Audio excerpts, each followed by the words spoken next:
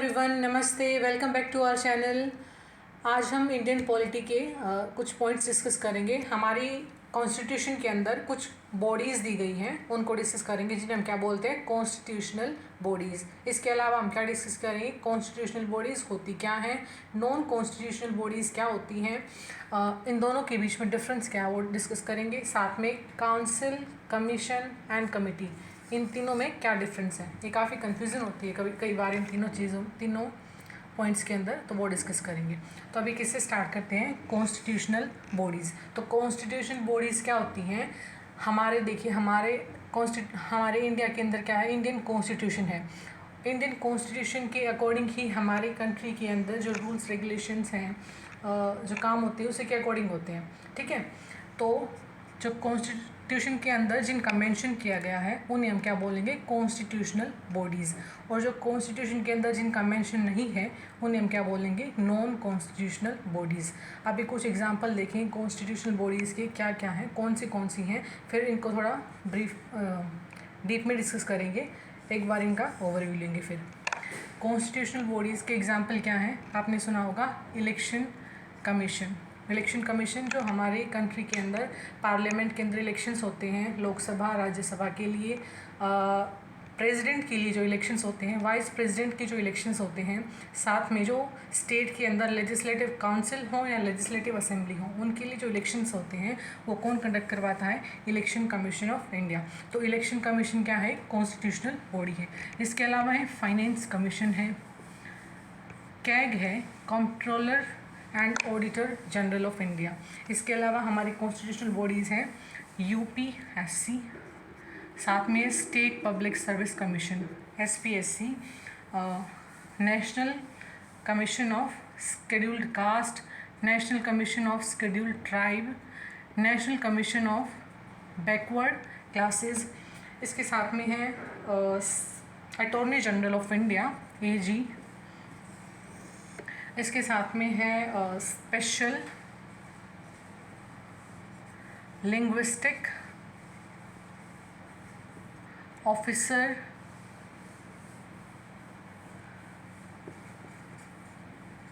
For minorities.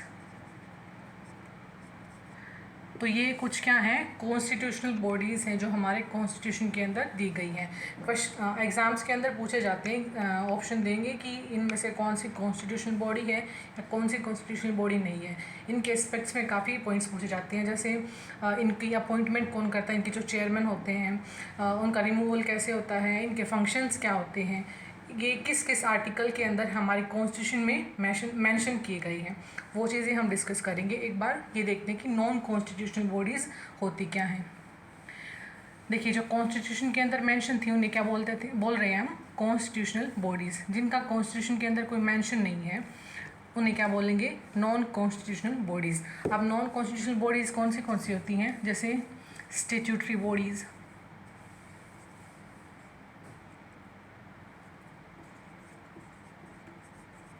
या executive body.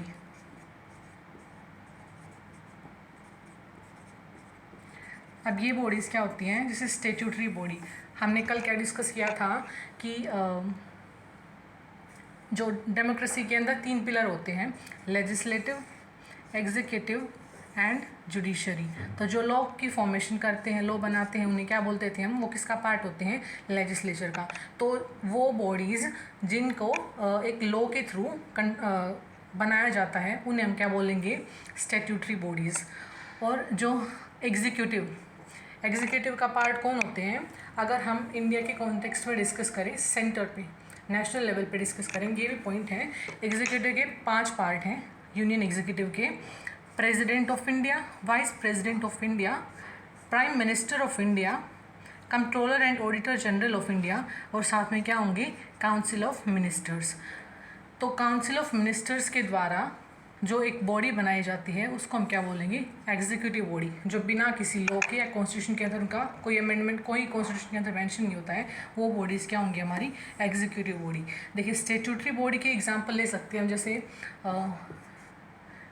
National commission for tiger authority, और इसके अलावा काफ़ी सारी ऐसी बॉडीज़ हैं जो स्टैट्यूट लॉ के द्वारा बनाई गई हैं, जैसे national commission for human rights, national commission for women, ठीक है। कुछ ऐसी बॉडीज़ जिन्हें लॉ पास करके बनाया जाता है वो क्या होंगी, स्टैट्यूटरी बॉडी। इसके अलावा जो जिन्हें लॉ के नहीं बल्कि एग्जीक्यूट जो काउंसिल ऑफ मिनिस्टर्स होती हैं उनके द्वारा बनाया जाता है, उन्हें हम क्या बोलेंगे, यूनियन कैबिनेट के द्वारा बनाया जाता है उन्हें क्या बोलेंगे, एग्जीक्यूटिव बॉडीज़। तो कॉन्स्टिट्यूशनल बॉडीज़ डिस्कस की, कौन सी होती हैं, क्या प्रोविज़न है इनके। नॉन कॉन्स्टिट्यूशनल बॉडीज़ कौन सी होंगी वो डिस्कस किया। अभी जो 3 पॉइंट्स दिए गए हैं, काउंसिल, कमीशन एंड कमिटी, वो डिस्कस करेंगे। देखिए हमने सुना होगा जैसे एक पॉइंट देखिए, 73rd and 74th constitutional amendment किया गया था 1992 के अंदर, हमारे कॉन्स्टिट्यूशन के अंदर। किस लिए, फॉर डिसेंट्रलाइजेशन ऑफ पावर।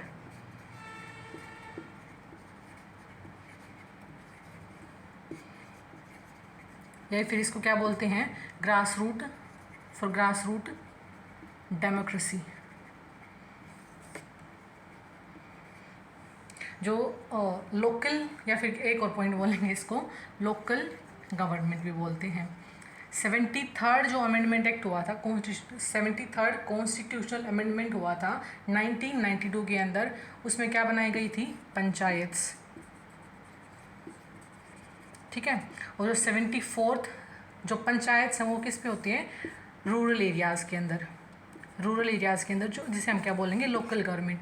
और जो अर्बन एरियाज़ के अंदर लोकल गवर्नमेंट होगी, 74th कॉन्स्टिट्यूशनल अमेंडमेंट एक्ट 1992 के अंदर उसको बनाया था, जो म्यूनिसिपैलिटीज़ होती हैं, ठीक है। तो ये एक पॉइंट हो गया। हम क्या डिस्कस करना था, काउंसिल क्या होती है। इसमें हम एग्जाम्पल लेंगे म्यूनिसिपैलिटीज़, जैसे म्यूनिसिपल काउंसिल होती है।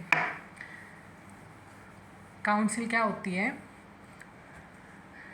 काउंसिल एक बॉडी होती है कुछ मेंबर्स की, जिसके अंदर उन मेंबर्स को इलेक्ट करके तब बनाया जाता है उस बॉडी को, ठीक है।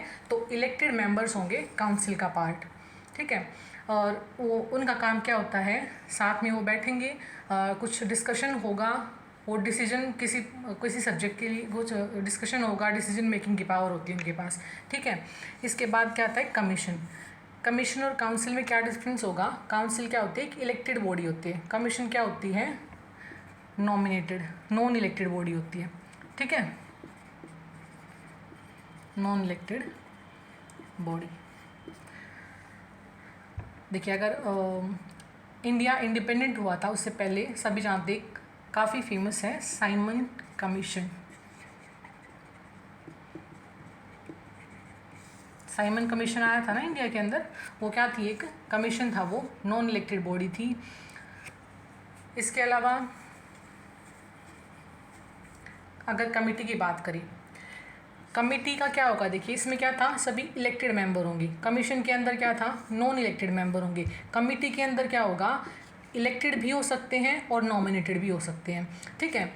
लेकिन अभी फिर क्या डिफरेंस, अभी देखिए इसमें तो बिल्कुल अगर इनको तीनों को क्लैरिफाई करेंगे, इसका हो गया इलेक्टेड मेंबर्स होंगे, इसके अंदर इलेक्टेड बॉडी होगी, ये नॉन इलेक्टेड बॉडी होती है।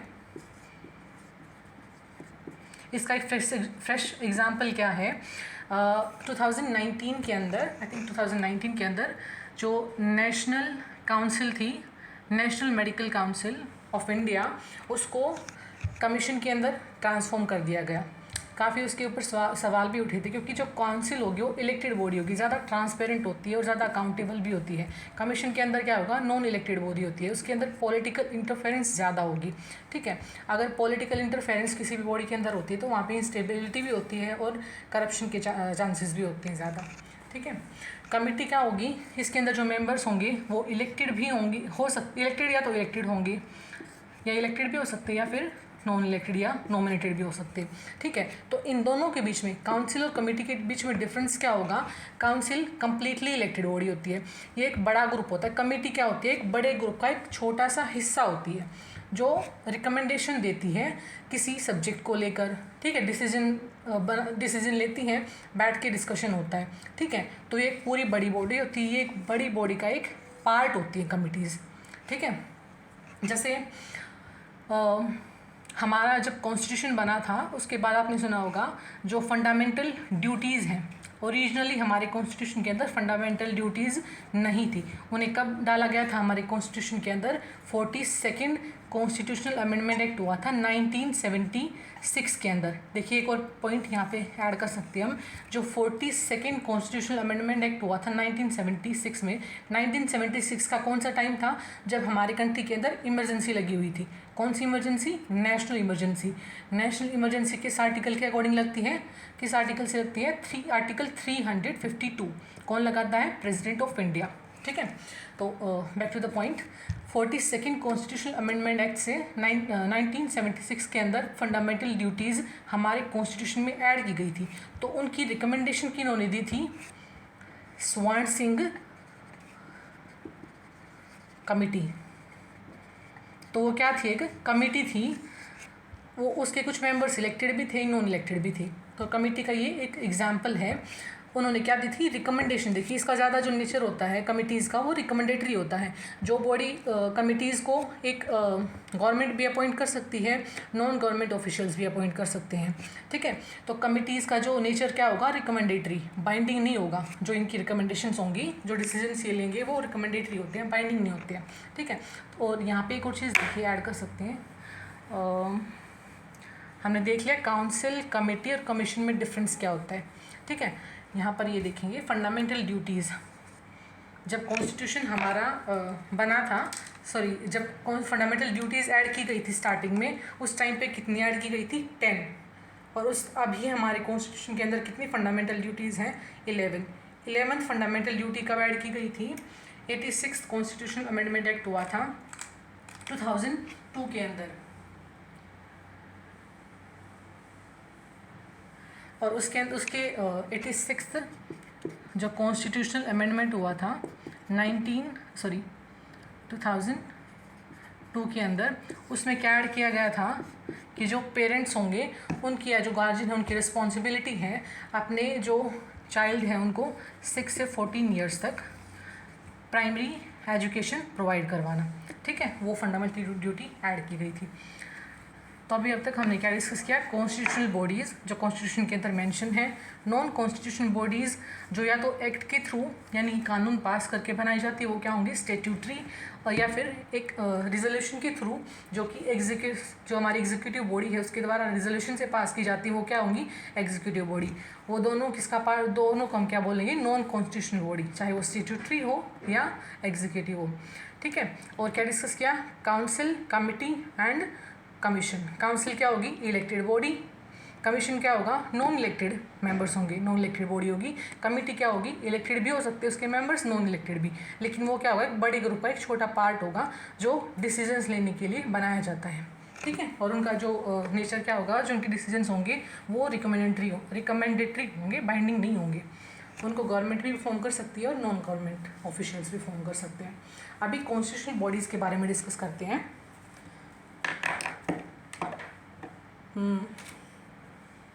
देखिए पहले क्या था? Election commission. इलेक्शन कमीशन हमारे कॉन्स्टिट्यूशन के अंदर कहाँ मेंशन किया गया है? आर्टिकल 324 से 329। इसमें 2 आर्टिकल इंपॉर्टेंट है। जो इलेक्शन कमीशन ऑफ इंडिया है वो 324 के अंदर मेंशन किया गया उसके बारे में, और जो हमारा राइट टू वोट है जिसे हम क्या बोलते हैं? यूनिवर्सल अडल्ट फ्रेंचाइज, वो आर्टिकल 326 के अंदर मेंशन किया गया है। हमारी कॉन्स्टिट्यूशन जब हमारी कंट्री इंडिपेंडेंट हुई थी उसी टाइम पे 1947 के अंदर इंडिपेंडेंट हुई थी। उसके बाद ही हमारे कॉन्स्टिट्यूशन के अंदर कॉन्स्टिट्यूशन कब बना था? हमारा रेडी कब हुआ था? 26 जनवरी 1950 को इम्प्लीमेंट कर दिया गया था हमारी कंट्री के अंदर। उसी टाइम से सभी जो एडल्ट, उस टाइम पे क्या था? वोटिंग एज क्या थी? 21। रिस्पेक्टिव ऑफ द जेंडर सभी को क्या था? राइट टू वोट दे दिया गया था। फिर एक कॉन्स्टिट्यूशनल अमेंडमेंट हुआ था 69th कॉन्स्टिट्यूशनल अमेंडमेंट हुआ था 1988 के अंदर। उस टाइम पे क्या किया गया था? 21 जो एज थी राइट टू वोट की उसको रिड्यूस करके 18 कर दिया गया था। और साथ में जब बना था हमारा कॉन्स्टिट्यूशन उस टाइम पे इलेक्शन कमीशन के अंदर वो एक मेंबर की बॉडी थी। इस टाइम पे फिर 1989 के अंदर देखिए जब 21 से 18 एज की गई तो जो वोट कास्टिंग की जो पॉपुलेशन है सिटीजन्स की वो भी इंक्रीज़ होगी, तो उनको हैंडल करने के लिए बॉडी को भी इंक्रीज़ करना पड़ा जो उनको हैंडल करेगी। तो जो इलेक्शन कमीशन के अंदर 1 से वो 3 मेंबर की बॉडी बना दी गई थी। ठीक है, फिर उसके बाद एक बार चेंज करके वापस से 1 बनाया गया, लेकिन आज के टाइम पे क्या हमारी कॉन्स्टिट्यूशन हमारी इलेक्शन कमीशन की 3 मेंबर बॉडी है। ठीक है, अभी जो first election commission of India वो कौन थे? डॉक्टर सुकुमार सेन, जो first election commission of India. First women election commission of India भी पूछा जा सकता है, वो कौन थी? VS रमा देवी। इनका टाइम पीरियड क्या था? 1993 से 1997 तक। तो first election commission of India Sukumar Sen, first women election commission of India VS Rama Devi, और जो आज के टाइम पे हमारे इलेक्शन कमीशन ऑफ इंडिया हैं जो कि 25th election commission of India हैं वो कौन है? श्री राजीव कुमार। ठीक है, तो ये ब्रीफ डिस्कशन था किसके बारे में? इलेक्शन कमीशन ऑफ इंडिया के बारे में। इलेक्शन कमीशन के बारे में डिस्कस कर लिया, जो क्या हमारी कॉन्स्टिट्यूशनल बॉडी है। नेक्स्ट हम डिस्कस करेंगे UPSC। एक और पॉइंट, जो भी कॉन्स्टिट्यूशनल बॉडी हैं उनके जो हेड हैं उनकी अपॉइंटमेंट कौन करते हैं? President of India. हमने कल डिस्कस किया था। और जो प्रेसिडेंट ऑफ इंडिया की जो ये अपॉइंट करने की पावर है उसको हम क्या बोलेंगे? Administrative power.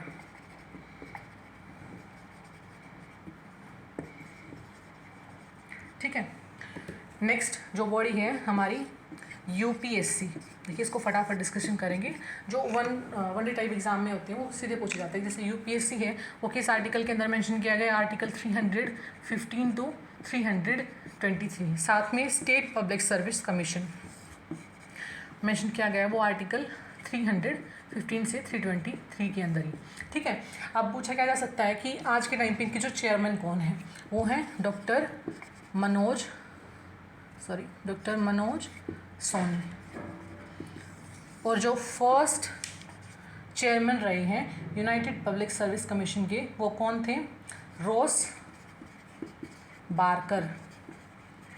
ये कौन थे? First chairman of UPSC। और जो फर्स्ट विमेन चेयरमैन रही हैं वो हैं अन्ना, यहाँ पे लिखते हैं अन्ना आर मल्होत्रा, जो फर्स्ट विमेन चेयरमैन रही हैं UPSC की। ठीक है, तो ये था UPSC के बारे में जो कि कॉन्स्टिट्यूशनल बॉडी है।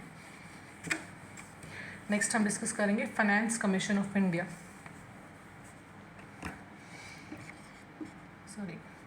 फाइनेंस कमीशन किस आर्टिकल के अंदर मेंशन किया गया है? आर्टिकल 280।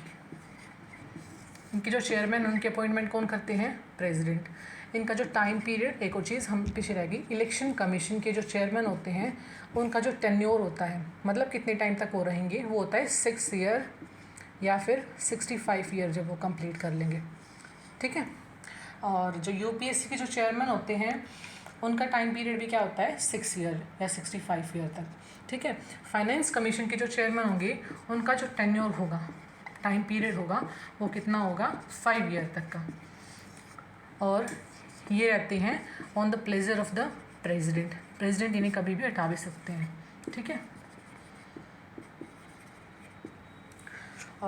अभी फर्स्ट जो फाइनेंस कमीशन के जो चेयरमैन रहे हैं वो कौन थे? KC नियोगी। और अभी जो फाइनेंस कमीशन के जो चेयरमैन हैं वो हैं NK सिंह। तो फर्स्ट कौन थे? KC नियोगी। और अभी जो हैं वो है 15th finance commission of India, वो कौन है? NK सिंह। वो काफ़ी न्यूज़ में भी किस लिए हैं? जैसे फाइनेंस कमीशन का काम क्या होता है? जो रिसोर्सेज हैं उनकी एलोकेशन करना, रिसोर्सेज की, जैसे मतलब जो फाइनेंशियल रिसोर्सेज हैं, फाइनेंस का डिसोल्यूशन करना, तो जो सेंटर है वो स्टेट को जो फाइनेंशियल सर्विस अलॉट करता है, उन्होंने इनसे पहले जो इन्होंने क्या किया था, इनसे पहले जो फाइनेंस कमीशन के चेयरमैन रहे हैं 14th, वो थे YV रेड्डी। उन्होंने क्या किया था, 42% अलॉट किया था स्टेट्स के लिए जो फाइनेंशियल डिसोल्यूशन था। इसके बाद 2019 के अंदर क्या हुआ था, जम्मू एंड कश्मीर को क्या कर दिया था, यूनियन टेरिटरी के अंदर कन्वर्ट कर दिया गया था। तो इन्होंने जो 15th फाइनेंस कमीशन, उन्होंने क्या किया था, 42% से 41% तो स्टेट को डिसोल्यूशन दिया, और जो 1% था वो किसके लिए अलॉट किया था, जम्मू एंड कश्मीर के लिए। ठीक है, वहाँ पे डेवलपमेंट, ताकि वहाँ पे जो डेवलपमेंट वो अच्छे से हो सके, इसलिए वहाँ पे सेपरेटली इसको अलॉट किया गया था। ये था फाइनेंस कमीशन। इसके बाद है नेशनल, हम साथ में डिस्कस करेंगे, national commission for scheduled cast, national commission for scheduled tribe, national commission for backward classes. हमारा कॉन्स्टिट्यूशन जब इम्प्लीमेंट किया गया था 26 जनवरी 1950 को, उस टाइम पे ये तीनों बॉडीज़ ओरिजिनली हमारे कॉन्स्टिट्यूशन के अंदर नहीं थी। इनकी जगह क्या मेंशन किया गया था, स्पेशल ऑफिसर के बारे में। ठीक है, स्पेशल ऑफिसर फॉर, उस टाइम पे बैकवर्ड क्लास के बारे में नहीं था, special officer for SC and ST। ठीक है, और वो किस आर्टिकल के अंदर मेंशन था, 338 आर्टिकल के अंदर।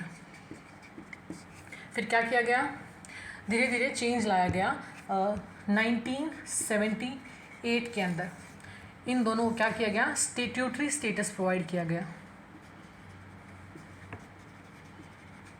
स्टेट्यूटरी स्टेटस क्या था, लॉ के द्वारा एक एक्ट पास करके इसको एक स्टेट्यूटरी बॉडी बना दिया गया। ठीक है, फिर उसके बाद धीरे धीरे क्या हुआ, 65th कॉन्स्टिट्यूशनल अमेंडमेंट एक्ट हुआ 1990 के अंदर। उस टाइम पे क्या गया, इसको कॉन्स्टिट्यूशनल स्टेटस प्रोवाइड करवा दिया, जिसे हम क्या बोलते हैं, national commission for scheduled cast. उस टाइम पे शेड्यूल्ड ट्राइब नहीं बना था, शेड्यूल्ड कास्ट, वो आर्टिकल 338 के अंदर था। फिर इसके बाद क्या किया गया, पहले क्या थे, स्पेशल ऑफिसर, फिर स्टेट्यूटरी स्टेटस प्रोवाइड किया गया, फिर कॉन्स्टिट्यूशनल स्टेटस सिर्फ इसको national commission for scheduled cast को अंडर आर्टिकल 338। ठीक है, फिर क्या किया गया, एक कॉन्स्टिट्यूशनल अमेंडमेंट हुआ। इसके बाद 89th कॉन्स्टिट्यूशनल अमेंडमेंट हुआ 2003 के अंदर। उसमें क्या गया, national commission for scheduled caste था, उसको फैब्रिकेट करके national commission for scheduled caste and national commission for scheduled tribe, इन दोनों को सेपरेट बॉडी बना दिया गया। ये आर्टिकल 338 के अंदर रहा। जो national commission for scheduled tribe है उसको आर्टिकल 338 में ऐड कर दिया गया। यहाँ पे जो देखिए आप, कॉन्स्टिट्यूशन के अंदर कई सारे ऐसे आर्टिकल्स होंगे जहाँ पे A, B, AA, जहाँ पे ये अल्फ़ाबेटिकल नंबर अल्फ़ाबेट्स लिखे हुए हैं, उनका मतलब क्या होता है, वो एक कॉन्स्टिट्यूशनल अमेंडमेंट करके उनको कॉन्स्टिट्यूशन के अंदर ऐड किया गया है। ठीक है, फिर 2003 के अंदर ये अमेंडमेंट हुआ था, उसको स्टेटस कब मिला था कॉन्स्टिट्यूशनल, इनको 2004 के अंदर, national commission for scheduled tribe को। ठीक है, फिर धीरे धीरे क्या हुआ, नेशनल कमीशन फॉर शेड्यूल्ड, पहले इसको भी, इसके बारे में कुछ डिस्कशन नहीं था कि मतलब देखिए पहले क्या था, हमारा जब देश आज़ाद हुआ था उस टाइम पे क्या था, डिस्क्रिमिनेशन, जो कास्ट सिस्टम हमारे कंट्री के अंदर काफ़ी ज़्यादा प्रेवलेंट है, कास्टिज़म है, कम्युनिज़म है। तो सभी को इक्वालिटी प्रोवाइड करने के लिए, ताकि हम जो जिन्हें नीचे समझा जाता है इकोनॉमिकली या सोशली या लिंग्विस्टिकली जो बैकवर्ड हैं, उनको ताकि ऊपर उठाया जा सके। शेड्यूल्ड ट्राइब जो ट्राइबल एरियाज़ के हैं उनकी ग्रोथ और डेवलपमेंट हो सके, ताकि जो सोसाइटी है उसके साथ मिल के पूरी सोसाइटी का, इंडिया की हर पर्सन का इक्वली ग्रोथ और डेवलपमेंट हो सके। ठीक है, फिर इसके लिए तब क्या किया गया, पहले इसके लिए स्टेट्यूटरी स्टेटस मिला था इसको भी 1993 के अंदर, एक्ट पास किया गया था, national commission for backward classes act 1993 के अंदर। फिर 2018 के अंदर क्या किया गया, 102nd कॉन्स्टिट्यूशनल अमेंडमेंट हुआ, फिर इसको भी क्या बना दिया, एक कॉन्स्टिट्यूशनल बॉडी। ठीक है, और वो कॉन्स्टिट्यूशनल बॉडी किसके अंदर मेंशन की गई, आर्टिकल 338B के अंदर। ठीक है। और इन तीनों के जो चेयरमैन हैं उनके अपॉइंटमेंट कौन करते हैं? President of India. साथ में एक और चीज़ देखिए, national commission for scheduled cast है, ये किसके अंदर आती है? Ministry of social justice and empowerment. National commission for scheduled tribe है, ये है मिनिस्ट्री ऑफ ट्राइबल अफेयर्स। 1999 के अंदर जो मिनिस्ट्री ऑफ ट्राइबल है उसको एक सेपरेट मिनिस्ट्री बनाया गया था। और national commission for backward classes है, वो आता है ministry of social justice and empowerment. ठीक है। इसके बाद डिस्कस करेंगे हम तीनों जो ये कॉन्स्टिट्यूशनल बॉडीज़ होगी। अभी हमारे पास रहती हैं CAG and attorney general of India. CAG क्या है? Controller and auditor general of India. हमारे देखिए इंडियन कॉन्स्टिट्यूशन के 4 वॉचडॉग बोले जाते हैं। 4 वॉचडॉग ऑफ इंडियन कॉन्स्टिट्यूशन। वो कौन कौन से हैं? Supreme court, UPSC, election commission and supreme court, UPSC, election commission हम बाद में करेंगे। देखिए जो 4th वन है, सुप्रीम कोर्ट क्या करता है? जस्टिस, कॉन्स्टिट्यूशनल एंगल चेक करने के लिए। यूपीएससी फ्री एंड फेयर, यहाँ पे होगा CAG, 4th one is CAG. UPSC किस लिए होता है? एक मेरिट सिस्टम को बरकरार रखने के लिए, फ्री ट्रांसपेरेंट मेरिट सिस्टम के लिए। ठीक है। इलेक्शन कमीशन होता है for free and fair elections के लिए। और कैग क्या होता है? For protection of the public purse, protection of public purse. ठीक है। तो ये 4 क्या हैं? वॉचडॉग हैं इंडियन कॉन्स्टिट्यूशन के। सुप्रीम कोर्ट हम डिस्कस करेंगे बाद में कभी। यूपीएससी अभी हमने डिस्कस किया, यूपीएससी के बारे में, इलेक्शन कमीशन के बारे में डिस्कस किया। अभी किसके बारे में डिस्कस करेंगे? कैग के बारे में, controller and auditor general of India. ये कॉन्स्टिट्यूशन के अंदर किस आर्टिकल के अंदर मेंशन किया गया? आर्टिकल 148 के अंदर। ठीक है। और इसका काम क्या होता है? ऑडिट करना। फंक्शन क्या होता है इसका? ऑडिट करना, जो गवर्नमेंट एक्सपेंडिचर करती है उसका। और जो कैग की जो चेयरमैन होते हैं उनकी अपॉइंटमेंट कौन करते हैं? President of India. और जो कैग के जो चेयरमैन होंगे उनका टाइम पीरियड क्या होगा? 6 ईयर या 65 ईयर, जो कंप्लीट कर लेते हैं। आर्टिकल 148 के अंदर इनका जो टेन्योर होगा वो क्या होगा? 6 और 65 ईयर। ठीक है। आज के टाइम पे जो हमारे controller and auditor general of India हैं वो कौन है? जीसी मुर्मू।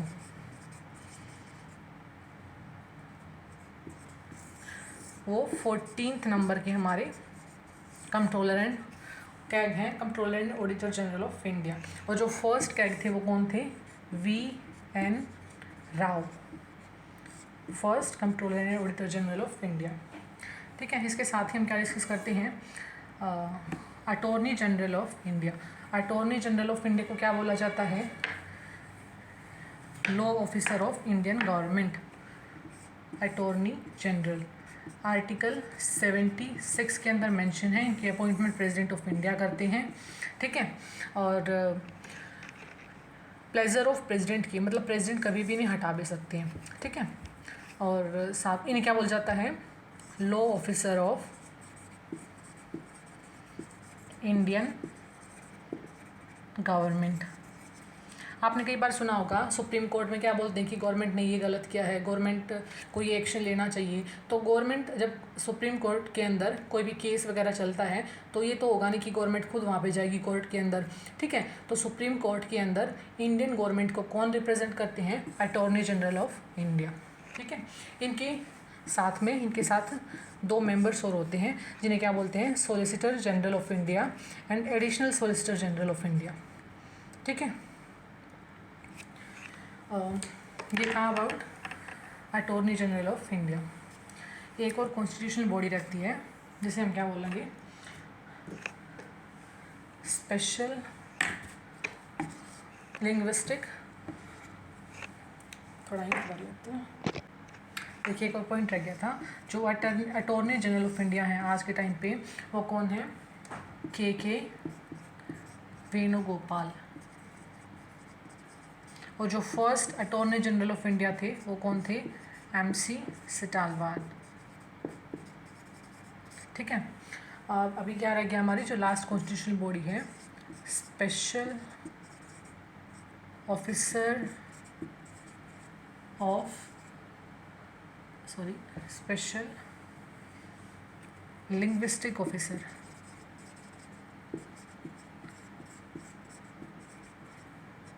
For minorities.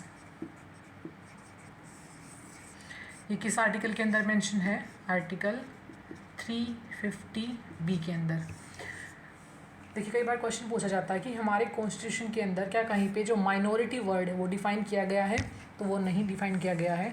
वैसे हमारे कॉन्स्टिट्यूशन के अंदर जो माइनॉरिटीज़ हैं वो कौन सी हैं? माइनॉरिटी वर्ड को डिफ़ाइन नहीं किया गया है, लेकिन 2 टाइप की माइनॉरिटीज़ बोली गई हैं। वो कौन सी होंगी? Linguistic and religious minorities.